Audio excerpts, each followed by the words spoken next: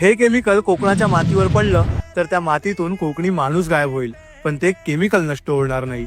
आमच्या कोकणातच अशा घाण फॅक्टऱ्या का? पहिलं रिफायनरी आणि आता हे.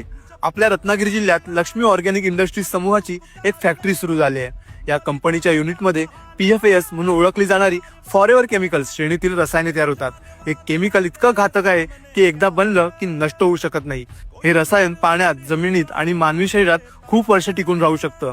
याचा दुष्परिणाम आता आपल्याला दिसणार नाही, पण 10-15 वर्षांनी हे दिसायला लागतील. जसं इटलीमध्ये होऊन गेलं. इटली सारख्या देशात PFAS प्रदूषणामुळे लाखो लोक प्रभावित झाले आणि अनेक लोकांच्या रक्तात PFAS आढळले. आपल्या देशात PFAS वर कायदे नाहीत.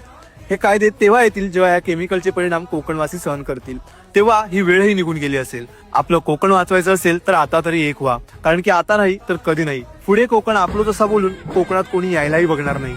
कोकण जपा रे आपला. कुठे वाटेल तिथे शेअर करा, टॅग करा, पण आता तरी जागे व्हा.